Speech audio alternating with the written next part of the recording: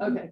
From an early age, Angela developed a fondness for plants and associated wildlife.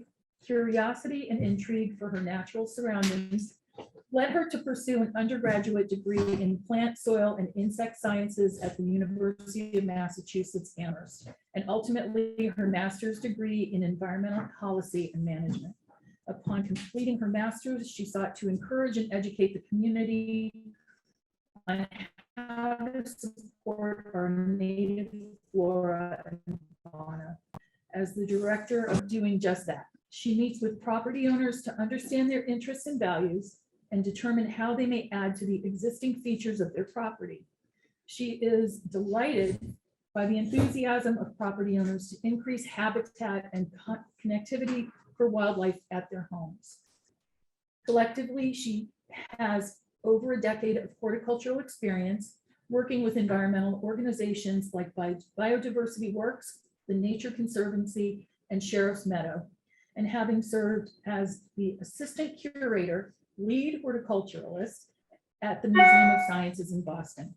Today, she's going to talk to us about gardening for birds.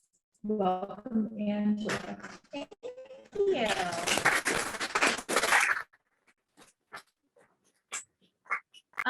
Can you all hear me okay, or should I pull out the microphone, or I'll just try and enunciate rather than doing that. Do you mind? I'm just gonna flip. Oh. Sorry about that. Dropped the ball there. No, you're good. I have less to focus on than so thank you all for having me. My name is Angela Luckey, and the lights.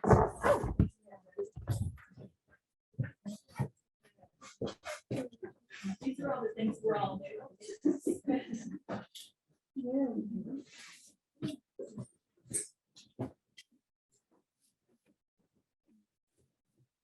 That's better. So thank you, Katie. I'm Angela Luckey, and I'm a program director of the new Natural Neighbors program. That's collaboration with Biodiversity Works, the Village and Wilderness Project, and funded by the Martha's Vineyard Vision Fellowship. And so today we're going to talk about gardening for birds. And to start off, I just wanted to give you a little bit of background about what the Natural Neighbors program is. So we seek to increase habitat and connectivity for wildlife across the island. And since conservation lands are not enough to support the island's flora and fauna, we are working with private property owners and neighborhoods to figure out what their interests are and how we might add to the existing features of their property to further contribute to biodiversity. And on a site visit, we're looking at ways to increase water sources, cover for wildlife, and diversity of native plants. And depending on people's interests, we'll tailor those recommendations to benefit pollinators, plants, and wildlife across the island. So today we're going to be focusing on the 4 needs of birds, or the 4 primary needs, the relationship between plants, arthropods, and birds, how you can create redundant sources of the 4 primary needs, and account for seasonal variation because there's not the same needs all year long, especially here in New England. And then kind of shifting our perception of what is a productive garden or what garden should look like. So the 4 needs are food, and food can be different for a variety of bird diets. Some are seed eaters, some are frugivores, some are nectar feeders, others eat insects, insectivores. You have some that are hunting fish, amphibians, reptiles. When I was researching this, it was pretty incredible the size that a bird can go for of a reptile. And in addition, also water. Water is huge for all wildlife, not just birds. But for birds, they need safe areas for drinking or bathing. Here's an adorable picture that Lanny McDowell got of these little bluebirds finding a little water spot. And it actually kind of looks like that's a little frozen. So definitely need some water habitat for them. Also nesting sites, which can vary for a bunch of different bird species. Some are ground nesters like the towhees. We have cavity nesters, people that prefer, or birds that prefer shrubs or thickets. So you want to be considering these diverse needs when you're creating your garden spaces. And then shelter, along with nesting, is they need protection from weather, protection from predators. And in the winter, shelter is especially scarce. So that's where evergreens really come into play. And so this is where we really need to start considering the connection between plants, insects, and birds. And so when we talk about gardening for birds, we're also really talking about creating habitat for butterflies and moths, so, and especially the caterpillars and dragonflies and spiders.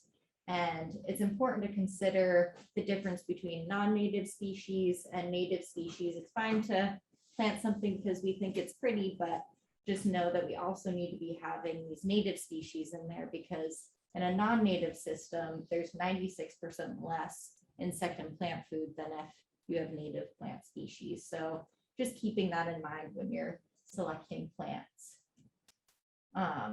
And so why do we care about insects so much is because they're huge for bird food, especially those insectivores. Actually, most of our songbirds are insectivorous, and even our beloved hummingbird that's vegetarian, they feed their young, the insects. And so you really need to be thinking about plants that support caterpillars and butterflies, not just the nectar. And those caterpillars provide a ton of calcium and protein for bone and tissue growth, which is especially important for those baby birds.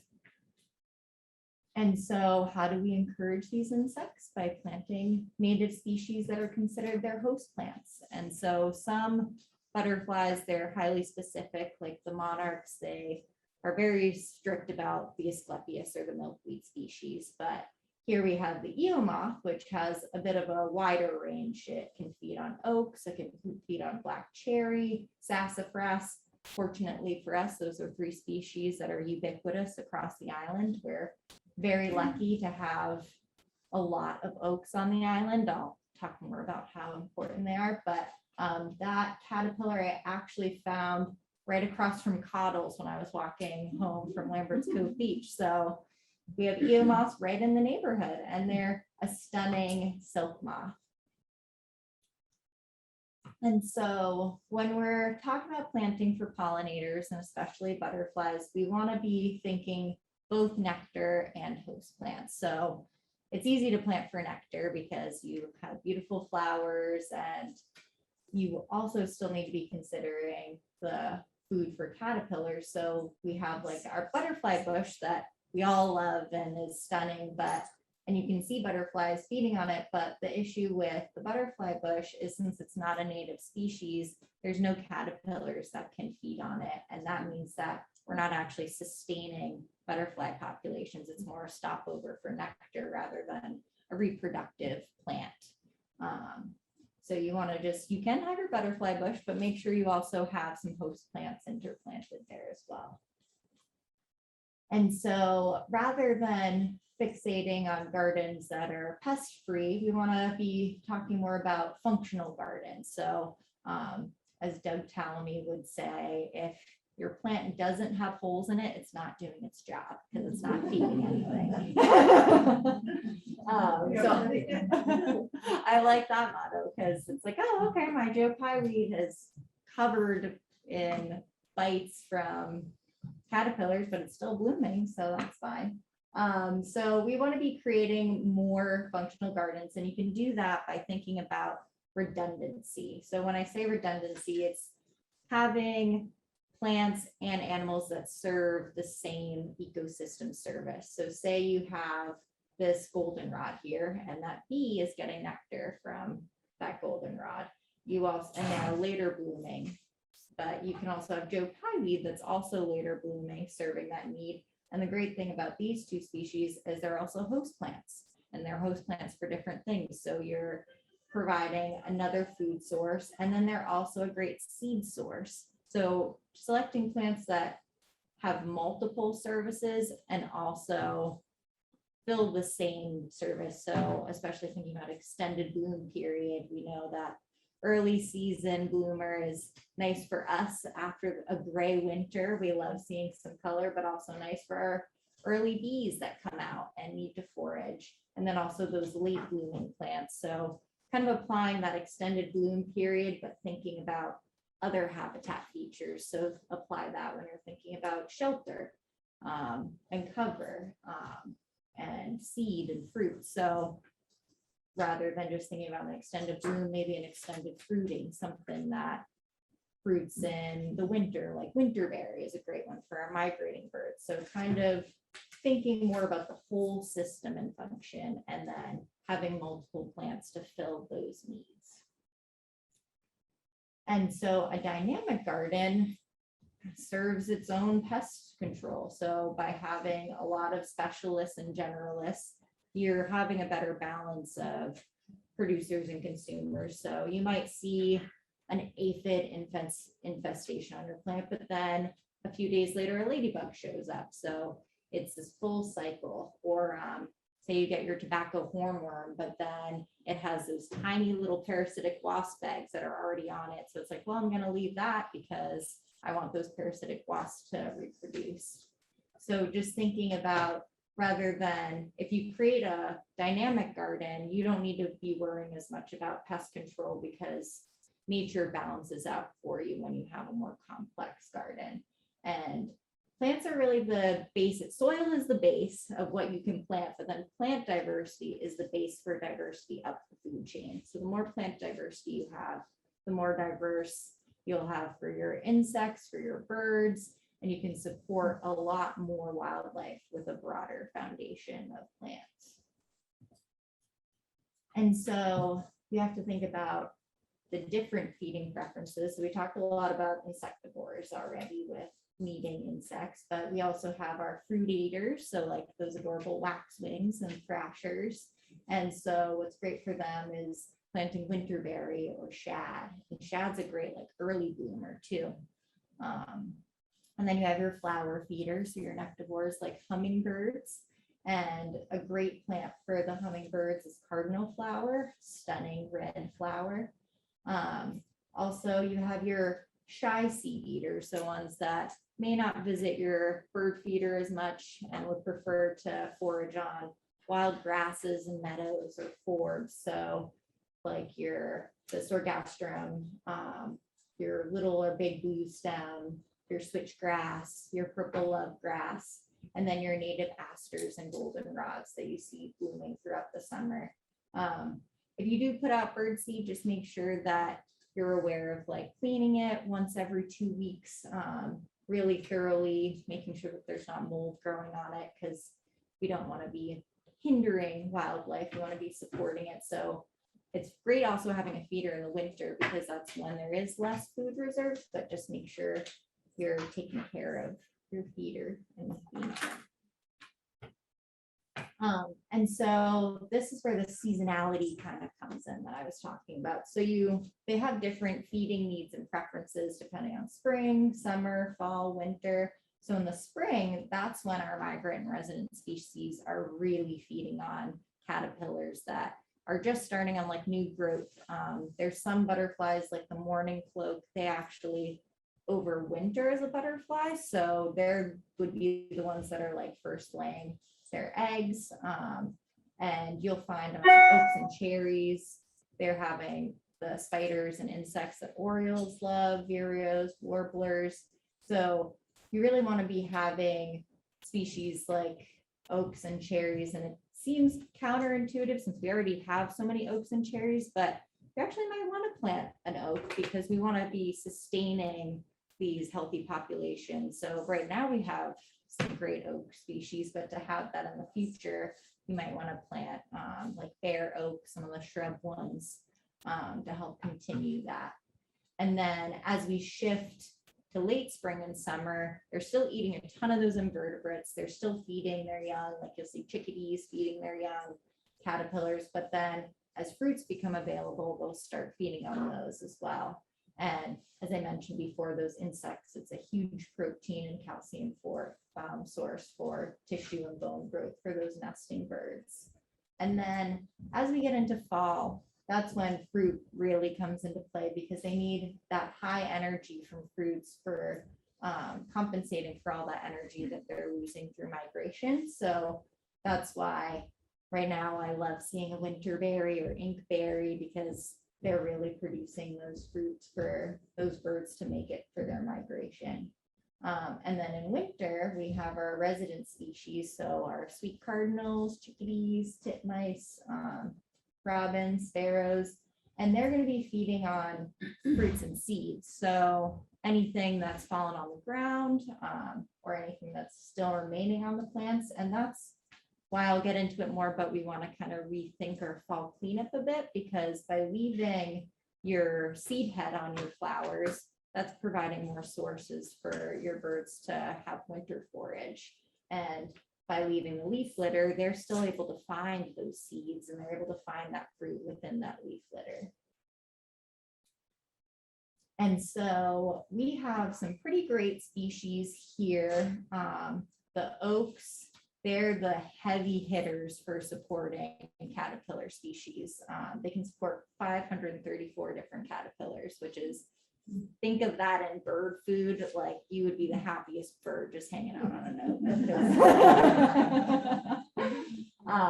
So that's why that's like the number one. Whenever I do a site visit and I see oaks around, I'm like, oh, you're in a great spot. Also our cherries, and now this really pertains to our native cherry, the black cherry. Maybe you would get something on like a non-native cherry, but it's really the black cherries that would support over 400 different caterpillar species. And then as you go down the list, we have our birches. They're another high producing one, like quaking aspen. Blueberries are really great. So those high bush and low bush blueberries, also in the same vein, the huckleberries are a great host plant.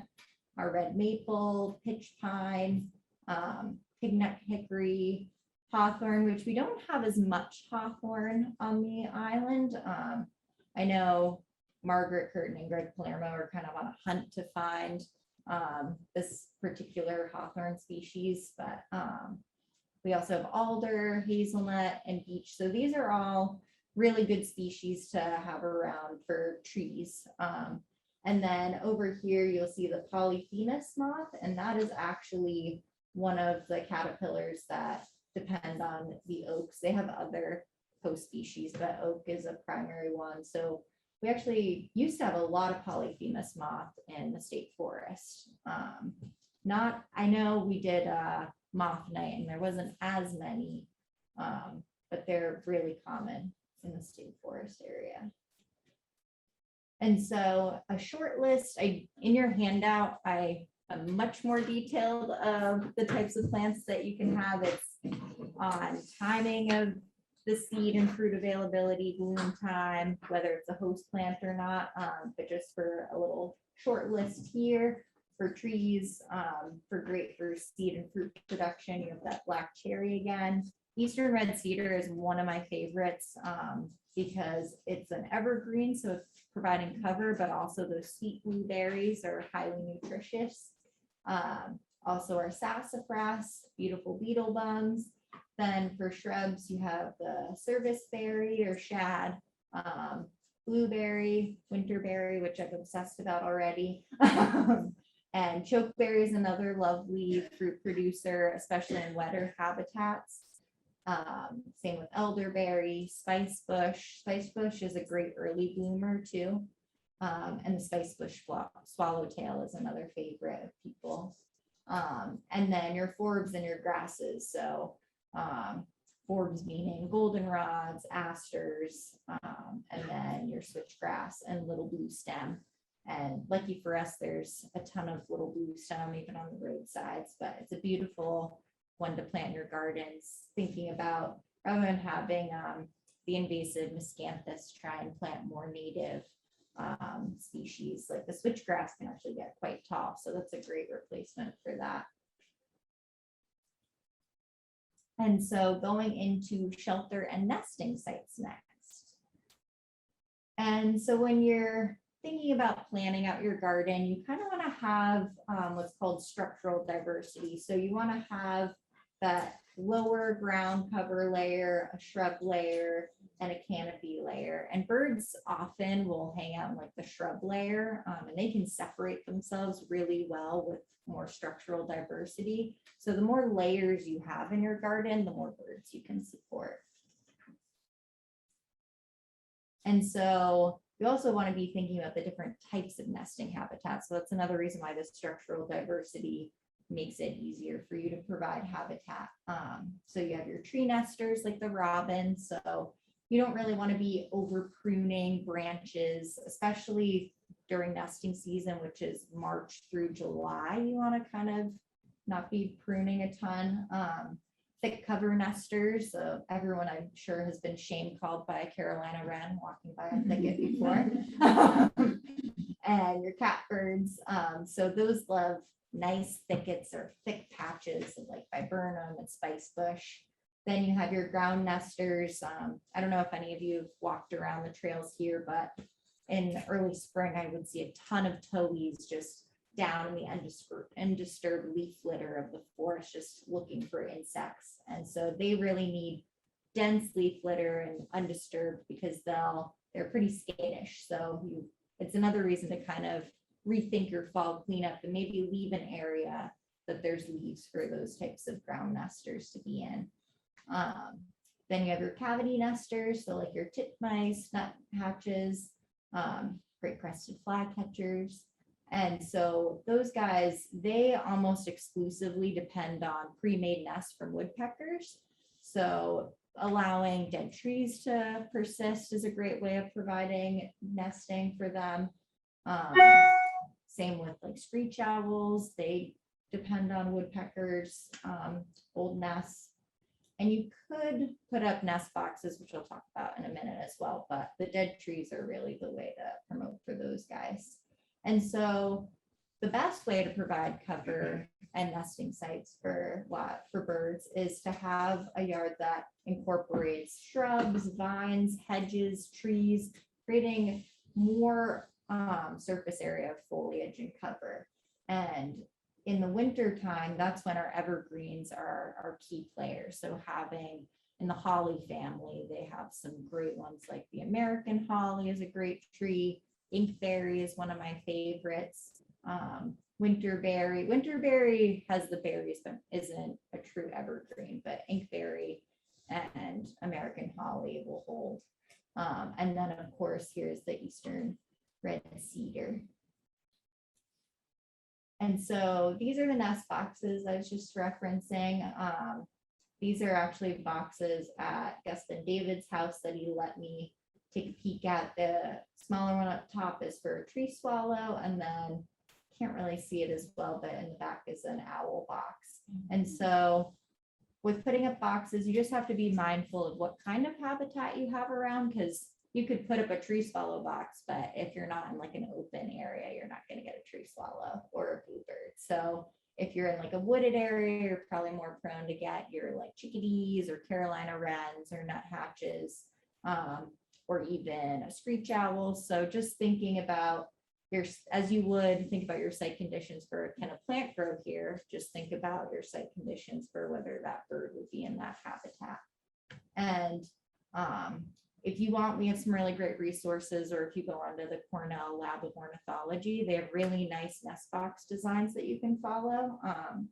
You want a box that you can actually open, because you want to be cleaning those out every single year to make sure you're not promoting any pathogens or pests that could spread throughout the bird population. So maintaining your boxes is really important. And then also monitoring for house sparrows or European starlings. They are kind of the bullies of the bird world, and they'll like beat up chickadees and take over their nests. And so you can humanely monitor for the European sparrows. Just if you see them in the early spring going into your nest box, just keep pulling their nesting material out, and they'll ultimately give up, and then your chickadee can come in and create its nest. Another really important thing is managing for invasive plant species. So this has been coming up a lot more. They're just more prolific. They invade native plant systems. And when they do so, because they grow so much faster and with kind of our changing conditions, that's going to increase even more, but they create more simplified systems because when you can see it with any invasive autumn olive, gosh, there's honeysuckle, all of them, when they come in, they just have a dense mat covering. And so all of the plants that were growing there well are now getting out competed, and you're creating this more simplified system where one plant is replacing like 10 species. And that's probably being conservative. So you want to be managing these invasives to help your native species continue to grow and feed your birds and actually contribute to the ecosystem. Because that's another issue with invasives is they're not supporting our endemic insect species. So if you're not having insects feeding on them, then that's even less bird food. And birds will eat, like they will eat an autumn olive berry, but it's not as nutritious for them and it's not as palatable. So you want to be doing what you can to help promote the natives and outcompete with these invasives. So what you could be doing is, over here we have the winterberry. You could be removing patches of autumn olive and instead replant with native. You do have to be pretty persistent. Oftentimes with like autumn olive, once you cut it, they put shoots right up. So some people put like black plastic down to smother it. Early August is a great time to attack invasives because they are putting so much energy into putting out their greenery that they don't have much reserves in their roots. So if you just keep hacking them there, they don't have enough reserves to really continue, and just do that persistently over a couple of years and you will make headway. So the fun part is planning your garden. So what you first want to do is take inventory of what plants you have, what habitat features you have. This is actually greenhouse at my mother-in-law's house that we were talking about earlier today. And so when you just want to see like, oh, do I have a good amount of native plant species, or do I have that structural diversity? Maybe I could add more shrubs, or maybe I could add some early blooming species or plants that have fruit in the fall. So kind of doing a site assessment and then seeing what your site conditions are too. So if you have a shady spot, you're probably not going to get to have a meadow, but you can have other really nice shade tolerant ground cover species. And then also adding a social component is maybe talking with your neighbors and seeing what plants they already have, or just a visual of seeing, oh, they already have this plant here, they already have a nice shrub or tree layer, I'll add more ground cover. So just kind of collaborating more, because that actually will create larger patches of habitat that will support more wildlife. And so nature does it best, so we can just mimic what she does. And if you look in nature, you'll see multiple layers of vegetation. You'll see a lot of diversity and multiple clumpings of multiple species. So kind of creating more clumping of like multiples in your garden, that's providing more cover, more shelter, and also rethinking what we think of as fall cleanup. And maybe you can still kind of tailor it, like you can still cut some things back, but maybe leave some stalks for cavity nesting bees. I actually have a really good resource I'll share with you guys from the Xerces Society, that they talk about how bees will lay their eggs in the pithy stems of, say, like echinacea, and then over the year their egg is developing, and then it takes actually the following spring for them to emerge. So you want to leave those old stalks longer than you would think to help support those types of bee species, or bare spots in your lawn. Actually, if someone says, oh, you have holes in your lawn, you can say it's bee habitat because there's ground nesting bees too. So just thinking about those full life cycles and leaving those leaves, there's some caterpillars that they actually pupate. They drop from the tree and pupate in the soil or in the leaf litter. So leaving that as well, that'll not only promote the insects, but also further provide for bird populations into the future. And so just some tips and best practices, plant some early and late fruiting species to cover. In the summertime, we have a lot blooming and a lot of food. So kind of think about those periods of the year where there's not as much. That's an easy way to get started because it can be a little overwhelming. And so you want to select plants that cover that extended bloom period, and don't forget about your host plants too. So incorporate, there's a lot of beautiful plants that are also host plants. Like here we have Pearly Everlasting, which I believe it's the American lady that loves these, and then the wavy-leaved Asclepias, another milkweed, and then there we have our cedar waxwing feeding on a winterberry. So you don't have to sacrifice by doing host plants. They're often also still beautiful blooming flowers as well. And think about maybe look at the usage of your property, and if you have a larger patch of lawn than what you're actually actively using, maybe let a patch go unmown for a while. You'll see probably a lot more things blooming, provides a lot of cover for wildlife, some nesting material, because turf grass itself isn't contributing anything to the ecosystem. But by not mowing, you will see a lot more bee activity. And you could take it one step further if you wanted and maybe make a little pocket meadow. Some people, I suggest that they take, if they have a lot of cardboard or leaf litter or wood chips, just smother a patch of lawn. You could do it like if you did it in the fall, come spring, you could clear that leaf litter, and you can plant new native plant plugs and kind of slowly establish a garden that way.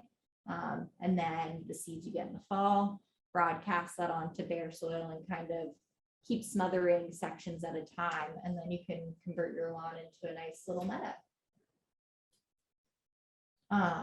And then again, kind of mimicking what nature does. So you can see in nature, we have a lot of structural density and diversity. So they're in dense formation, and there's also a lot of different layers. So you can see, I think on the left there, it's probably a nice thicket of sweet pepper bush in there. And so also considering different substrates that different birds might use to make their nests. I mean, you'll see in little hummingbird nests, they use moss sometimes, they use spider webs. So having diversity of plants will also create more opportunities for wildlife, for cover and for food. And then also, again, thinking about those evergreens because they provide a lot of protection, especially in that winter time. And so I did want to touch on a little bit about water because water is a key feature for habitats. All wildlife is attracted to it. I assume if you live on Martha's Vineyard, you love water quite a bit. And there's a few different ways to create water. Bird baths are a really simple way to do so. It provides a source for drinking and for cleaning themselves. You can put little stepping stones for them to have more surface area to stand in the bird bath. Movement is highly attractive to wildlife and birds. So solar bubblers are a really great way to provide movement. Just if your bird bath is in a sunnier spot, it'll circulate the water for you, and that cuts down on algae growth. But still, you do want to clean your bird baths regularly, like every 2 days. Make sure you're scrubbing them and refreshing them for the birds. And then in the winter months, if you have access to an outdoor power source, putting in a heater is actually really great because there's not much running water in the winter time. So adding that source for them you'll get a lot of bird activity in your backyard.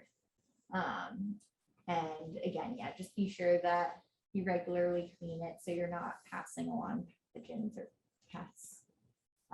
If you want to take it to the next level, you could do a pond. This is a much more elaborate, beautiful pond, but it doesn't have to be large to be impactful. You could even do a small water feature in the ground with just like a little tub with a solar bubbler.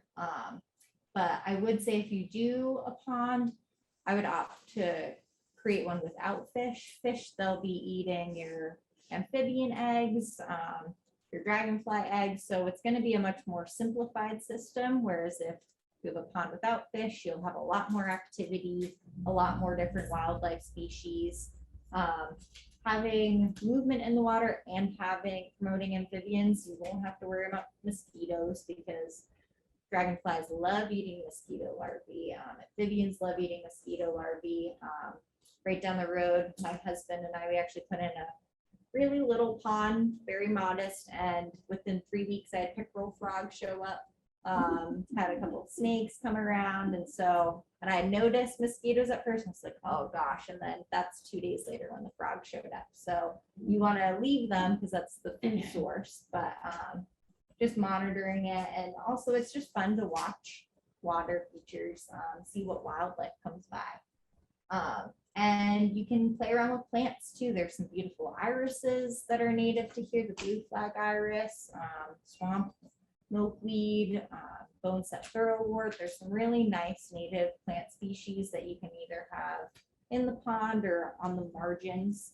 And having marginal plants are nice because they create cover.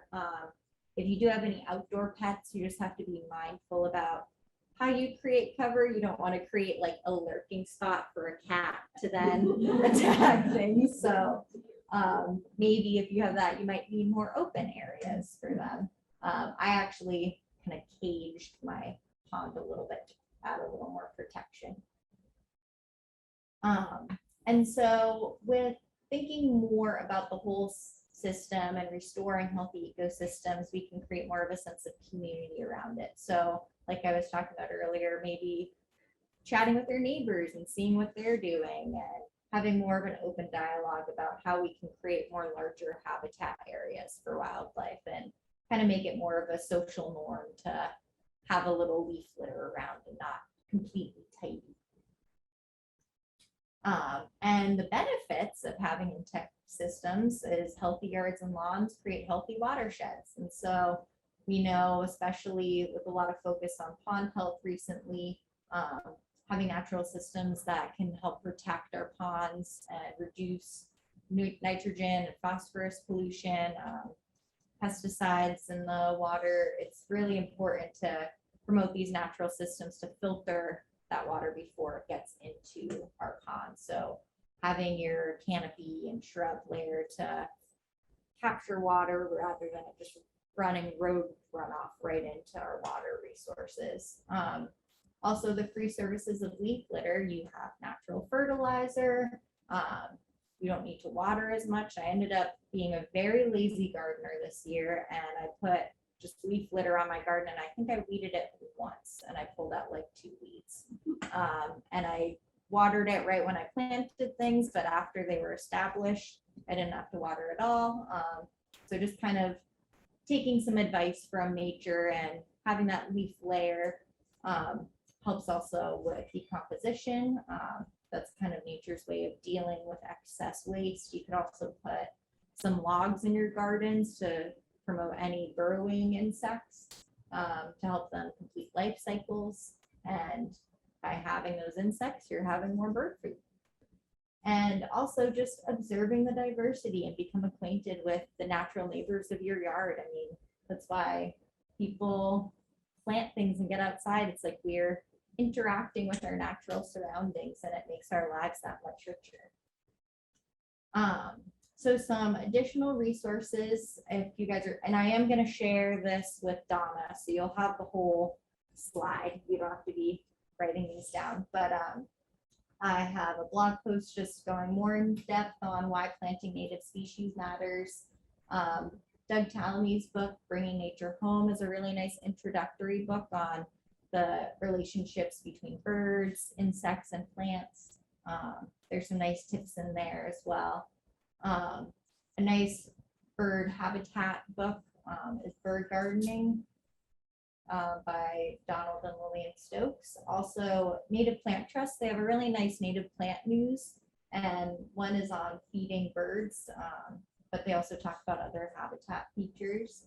And then these 3 links here are really nice search engines that I use a lot to see if a plant I come across is actually native to the vineyard or not. Some are New England native, but not necessarily island native. And then also some species are just introduced or invasive. So it's nice to just know before you like collect to see, it's like, oh, is this invasive or not? Because that could be something that you don't want to be planting in your garden. And Polly Hill is a really great resource in general for getting plants. They have really nice fall and spring plant sales, so you can get native species, because that's definitely a harder thing, is finding these native plants. So we're talking about an increase in this demand, but it's now sourcing native plants. So they're a great resource so far. They collect seed across the island. They sell also plants that aren't native, but they're a nice resource for that. And then the Xerces Society Habitat for Pollinators handout is a really useful one that I reference pretty regularly. So thank you guys so much for having me. I have the link here, which I'll send to you, is to the Natural Neighbors Program webpage. If you're interested in becoming a part of the Natural Neighbors Program, you can join either through, I have a survey that you can fill out there and it directly comes to me, or just shoot me an email. And the process with that is we email, schedule a site visit. I'm still doing site visits as long as there's not like snow on the ground, or if it's a warm day, even with snow on the ground, we can still do a site visit. But we just walk around, see what features you have, and even the littlest thing can help increase wildlife habitat. And so, yeah, and feel free to email me with any questions, even if it's not about the Natural Neighbors Program. Happy to answer anything and help you create more bird habitat.